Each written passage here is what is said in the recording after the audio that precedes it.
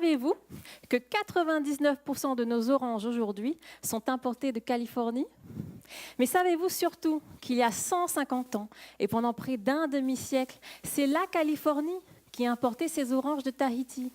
Et ceci n'est que l'un des nombreux exemples qui caractérisent cette relation américain-tahitien si peu connue. Je fais une thèse sur les Américains au XIXe siècle, à Tahiti et dans les îles de l'actuelle Polynésie française.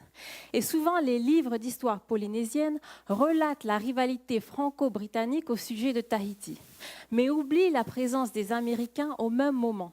Américains qui construisent tout de même tout au long du XIXe siècle la superpuissance qu'ils seront au XXe siècle. Et c'est donc là que j'interviens. Je souhaite développer l'idée d'une île de Tahiti, jadis presque américaine, de cette relation intense entre les Américains et les Polynésiens, non reconnus par les Français, qui gardent surtout en mémoire la force de l'influence anglaise dans cette île. Mon travail de recherche sur les archives d'époque apporte de premiers résultats. Les Yankees, comme on les nommait à l'époque, étaient nombreux dans les 5 archipels de l'actuelle Polynésie française. Et ces îles étaient américaines avant d'être françaises.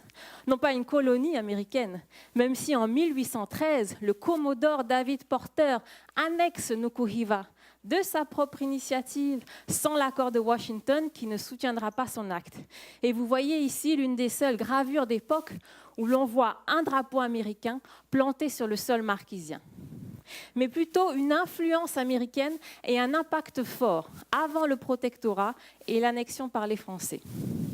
De plus, les baleiniers et autres navires américains étaient près de 10 fois plus nombreux que les navires des autres nations dans le port de Papeete entre 1830 et 1854. En 1845, 19 baleiniers firent escale à Papeete. Parmi eux, un Français, un Anglais et tous les autres étaient américains. L'année suivante, Tahiti recevait 2 baleiniers français, un brésilien et 11 baleiniers américains. On imagine alors l'impact économique, mais surtout social, de cette présence. En outre, l'évangélisation américaine de Tahiti et des îles aboutit à la fin du XIXe siècle à un ancrage profond de 3 religions d'origine américaine qui font de certains Polynésiens encore aujourd'hui des Mormons, des adventistes et des sanitos. Mon objectif est donc de faire connaître aux Polynésiens le XIXe siècle, qui fait partie de leur passé proche.